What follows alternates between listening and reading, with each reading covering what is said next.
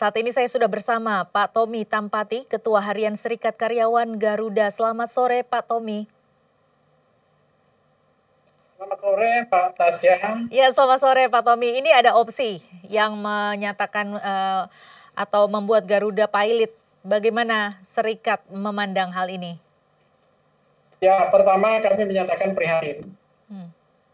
Pihak Kementerian BUMN membuat pernyataan yang justru melemahkan posisi Garuda di mata lessor, di mata kreditur maupun di mata pelanggan setia Garuda. Ya. Yang berikutnya, kami minta kepada siapapun termasuk Kementerian BUMN dalam melihat permasalahan Garuda itu, jangan hanya dilihat dari sisi bisnisnya saja. Tapi harus dilihat dari nilai sejarah, nilai perjuangan, dan rasa nasionalis masyarakat Aceh pada waktu awal kemerdekaan.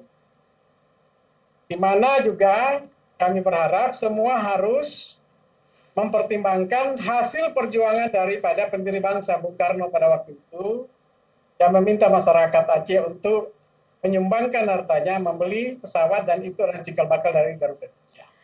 Ini sejauh ini, Anda melihat upaya-upaya yang dilakukan oleh pemerintah untuk menyelamatkan Garuda ini sudah maksimal, Pak? Kami melihat apa yang dilakukan oleh pemerintah sekarang ini belum maksimal.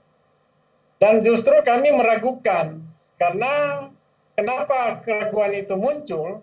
Karena dari pernyataan-pernyataan pemerintah.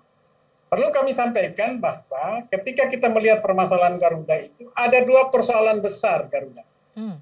Pertama, Garuda dampak daripada COVID-19, dari tahun 2000 sampai sekarang Garuda tidak bisa berproduksi. Saya kira dampak COVID ini menghantam semua lini bisnis Indonesia maupun dunia. Yang kedua, ya, dampak daripada beban masa lalu.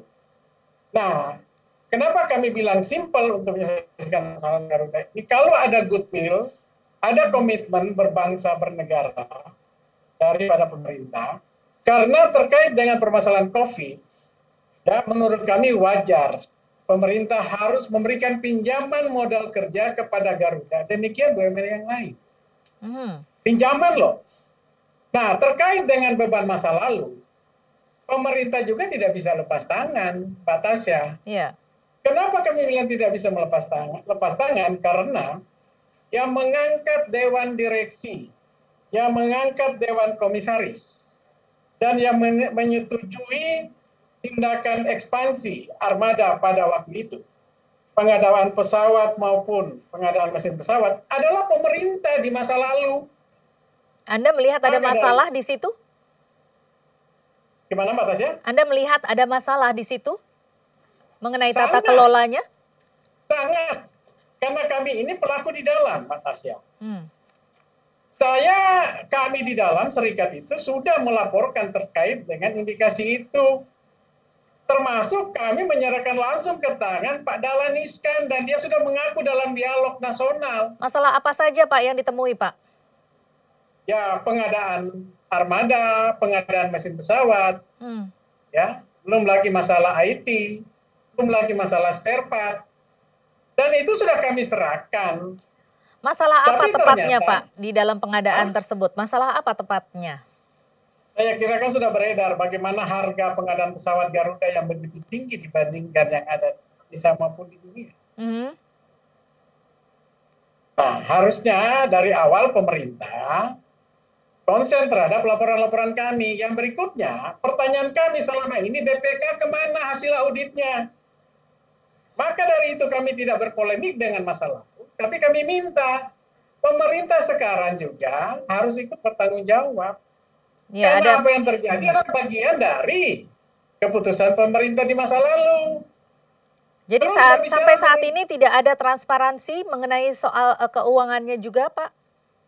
Nah, sekarang ini juga Mbak Tasya, ini kan disampaikan hutang kita mencapai 70 triliun lebih. Kami minta harusnya Menteri BUMN meminta BPK audit semua. Pertama, benar nggak hutangnya segitu? Kedua, hutang itu kenapa terjadi? Yang ketiga, siapa yang bermain di balik itu? Yang berikutnya juga yang perlu diaudit oleh pemerintah sekarang ini, PNM, pernyataan modal negara yang selama ini katanya pernah diberikan kepada Garuda, benar nggak itu semua masuk ke Garuda? Mulai dari presiden sebelum-sebelumnya. Ayo, coba audit gitu loh. Janganlah permasalahan beban masa lalu ditambah dengan dampak COVID, itulah menjustifikasi mereka untuk melakukan pilot terhadap Garuda. Kami masih sangat optimis, Mbak Tasya, ya. Ketika tadi kami katakan pemerintah bersedia saja menyatakan jaminan walaupun kami yang akan menyicil. Yang kedua, pemerintah akan memberikan pinjaman modal kerja. Kalau itu wajar, ini dampak COVID. Ketiga, pemerintah tempatkan direksi yang benar di Garuda. Yang keempat, pemerintah melakukan kontrol yang ketat terhadap tata kelola di dalam. Dan menerima seandainya ada masukan dari serikat pekerja atau laporan. Kami yakin ke depan Garuda akan sehat seperti yang diharapkan oleh Pak Jokowi. Bagaimana Anda melihat dengan adanya kemungkinan digantinya dengan Pelita Air? Pertama saya sampaikan orang-orang yang mewacanakan mempilotkan Garuda dan akan menggantikan dengan Pelita Air adalah orang-orang yang berkacamata kapitalis. Ya, jadi mereka itu tidak melihat Garuda itu dari sisi tadi. Dari sisi nasionalis, dari sisi pengorbanan masyarakat Aceh, dari sisi perjuangan pendiri bangsa ini. Jadi mereka hanya lihat dari kacamata bisnis. Kacamata bisnis pun saya nyatakan, mereka salah menilai. Karena tadi kami katakan, ada penggelembungan, lah pemerintah juga kok terlibat di zaman pemerintah yang lalu. Jadi Mbak Tasya, sorry sedikit saya coba analogikan. Melihat Garuda ini sama saja kita melihat Indonesia, Mbak Tasya. Seperti apa itu maksudnya, Pak? Indonesia, hutangnya juga cukup besar. Dan itu diperbincangkan sampai kepada posisi pemerintahan Presiden Jokowi. Pak Presiden Jokowi pun berhutang, cuma memang kalau kami lihat hutang itu ada bukti, ada fisik.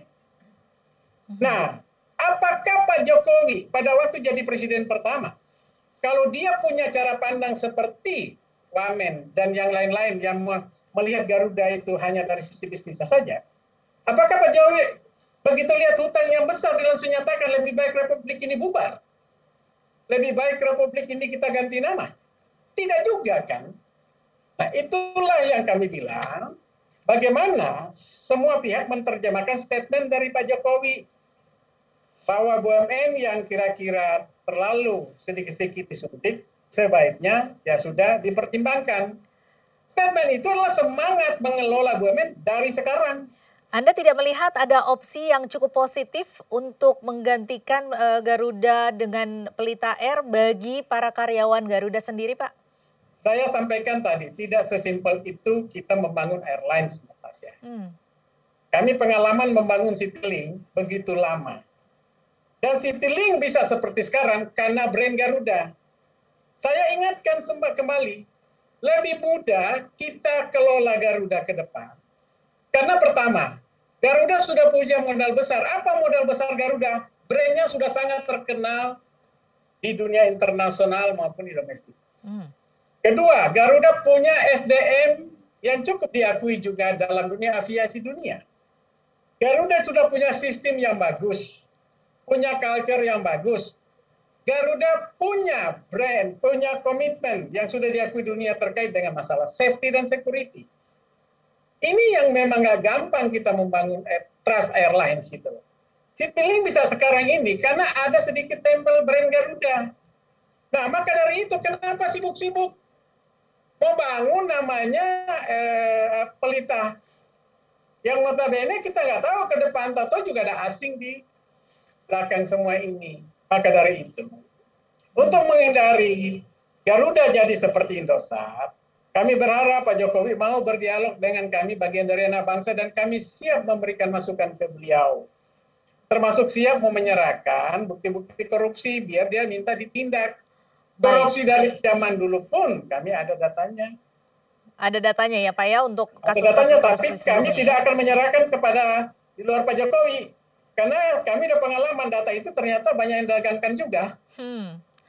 Oke, baik. Dari faktor-faktor yang menurut Anda layak untuk mempertahankan Garuda ini tentunya ada strategi untuk bertahan dan tumbuh yang bisa dilakukan ke depannya. Nanti kita akan bahas lagi di segmen berikutnya Pak. Kita harus jeda dulu. Pemirsa tetaplah bersama kami. Dialog Nusantara Petang akan kembali usai jeda.